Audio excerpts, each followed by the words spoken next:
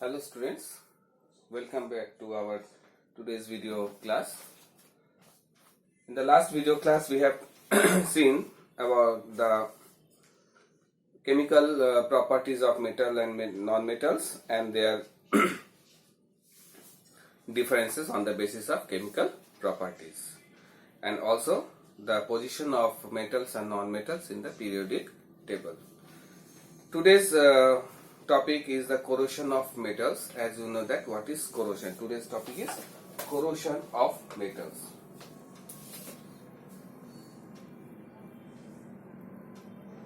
Corrosion of metals. Corrosion of metals. These are today's topic. Corrosion. What is corrosion? Corrosion is the chemical change. It is a chemical change when a metal reacts with oxygen. A chemical reaction takes place. This is called corrosion. It is a slow destruction or damage of metals by chemical action. Corrosion is usually an oxidation process, because when a metal comes in contact with oxygen, it becomes a corrosion. We call it a corrosion. For example, if I take iron Fe plus O2, you will get Fe2O3. Suppose it is ferric oxide. So ferric oxide generally it is a corrosion is takes place. It's called rust. Is a type of corrosion. It is a rust. It is a formula of rust, and the process of formation of rust is called rusting. So when copper is also exposed in the air atmosphere, it slowly green layer forms on the surface of copper, and that is called a copper carbonate. Okay, it's called patina. It's called a patina. It can be seen deposited of copper utensils. You have seen the copper utensils in your when we use it in the kitchen, or mainly we use copper utensils in our festive occasions for puja, archanas, etc. So you will see some layer of greenish things over the surface of the copper utensils. This is called the layer of copper carbonate, and it is also called patina. Okay, copper corrodes is called corrosion. Black brown layer also forms on the surface to protect the copper for the corrosion or rust.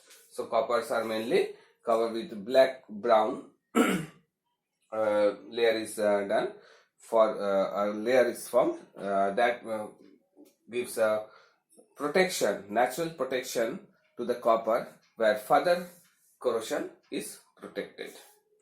After that, aluminium is also forms an aluminium oxide, Al2O3. When aluminium reacts with aluminium, Al plus oxygen, it gives Al2O3. Okay, so this is also called aluminium oxide exposed to the atmosphere. The coating of aluminium oxide again prevent the corrosion. Once the aluminium oxide is formed, dialuminate aluminium trioxide is formed over the layer of on the surface of the aluminium objects. Naturally, again it prevents the further corrosion. And okay, so even silver metals tarnishes due to the series of chemical reactions where atmosphere is there. Okay, it reacts slowly with atmosphere. Silver reacts very slowly with atmosphere and pollutant gases to produce silver sulfide, and which makes the silver surface somewhat blackish in color. Okay, silver jewelry and utensils lost their bright shine due to the formation of corrosion. Lead also shows a corrosion due to the formation of white dull lead carbonate. Okay, so lead also shows a corrosion when it reacts with oxygen and other gases in the atmosphere, and that leads to the layer of white lead carbonate as long exposed to atmosphere. But noble metals like gold, silver, rhodium, palladium, etc. do not gradually corrode easily. Okay. So next, the main description is given for the rusting of iron. So pure iron slowly, as I have given, pure iron when reacts with oxygen, it gives a reddish brown color of layer on the surface of the iron objects, that is called rust, and the process is called, phenomenon is called rusting. So rusting makes the iron weak and useless. Chemically, rust is a hydrated ferric oxide. It is hydrated. We can write it like this. It is hydrated ferric oxide dot XH2O. We write dot XH2. Why we write dot XH2O? Because some water molecules, number of water molecules may vary in this. So we generally write Fe2O3 dot XH2O. So in this way we can have the rules. Okay.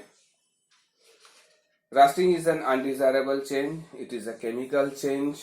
It is so then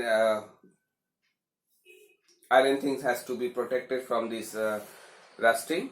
So what can we do to preserve, to protect the iron from rusting? So there are many ways we can protect or do something to protect the rusting. Mainly buildings, bridges, ships, railway equipments, machinery where iron framework is used. So rusting is a basic oxide rust. So how to prevent the rusting? Main way of preventing rusting, the modern way of preventing rusting is, first of all, you can make rusting by, next point is rust prevention. Rust prevention, first method is painting. So generally we generally used to paint our grills of our in our houses, in grill of windows. When these iron objects are painted with some color paint, the direct contact of oxygen is protected, and we can easily protect the iron from rusting. So next one after painting is oiling and greasing. In this we can use oil and grease. Oil and grease. Okay. Oil and grease. So oiling, we can make a layer of oil, or you can use grease, a special type of lubricating oil. You can use grease for it, also prevent the rusting. Then lead paint, another point is lead paint. Lead paint. What is lead paint? Lead paint generally we done it in our vehicles, in the where rusting is the most of the chances. So we can do it in windows and gates also. So lead paint. Another is coal tar paint. Another is coal tar paint. What is coal tar paint?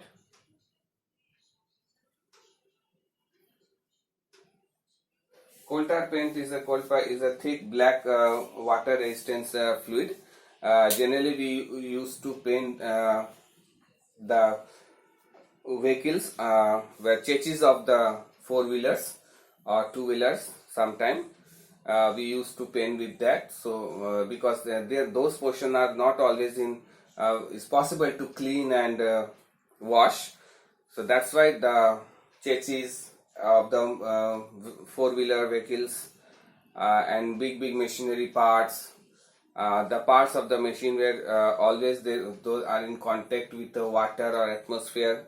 So those parts of the machine are generally painted with this coal tar paint. Is a special type of black color paint that is water resistance and protect the iron object from rusting. Next is metal plating.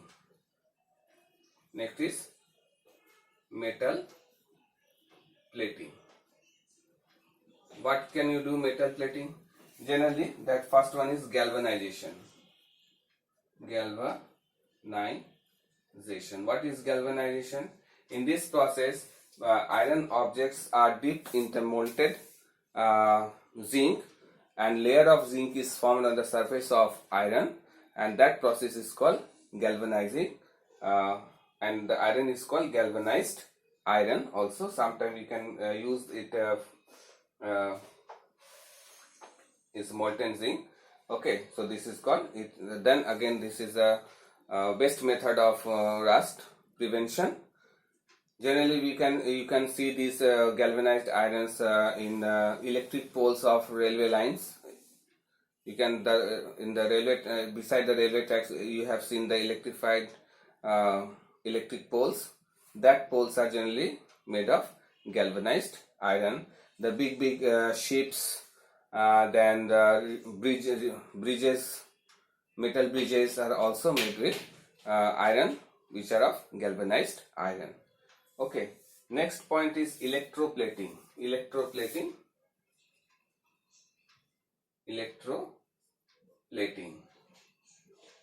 In this process, generally we follow electrolysis process. Electrolysis process we follow. By process of electrolysis, we can make a layer of costly metals on the surface of the iron object. Suppose generally we use the taps in our bathroom that are made up of brass. Brass is type of alloy of copper and tin, so it also get corroded very easily. So the taps are again electroplated with nickel or chromium by the process of electrolysis, and this is called electroplating. So there are so many phenomena of electroplating. Electroplating process is also used to make some artificial ornaments, where low quality metals are electroplated with some gold or silver or platinum plated to make the ornaments looks very gorgeous, okay, and very shiny. So this is the process of sometimes tin plating is also done, chromium plating is done, and the plating the process of the process by which sheet of wrought iron is coated with tin, layer of tin, it is called tinning. So chrome plating and tin plating are all there. Next point is the important point, that is making alloy. How can you make the alloy? What are alloy? Alloying means to make when two or more metals melted together and makes an homogeneous mixture and form a new type of metal is called alloy. Suppose alloying can be done with iron. Iron objects can be made, iron, copper with nickel, or chromium to make stainless steel. This is very important daily uses things. We are using so many utensils of stainless steel, which we can see we are regularly washing them, we are regularly using them, but they are not get corroded. Why they are not corroded or any rust has formed on the surface of those utensils? Because they are made of stainless steel, when they are all made up of iron with alloy with nickel or chromium is used to make alloying. So there are a vast process of making the alloy, and vast number of alloys are present. Okay, so this is the few ways by which we can prevent the rusting.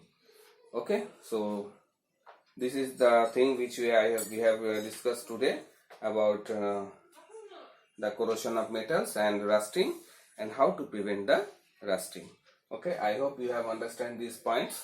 Go through this chapter, and if you get any doubts, you please ask me in your online classes. Okay, thank you, goodbye.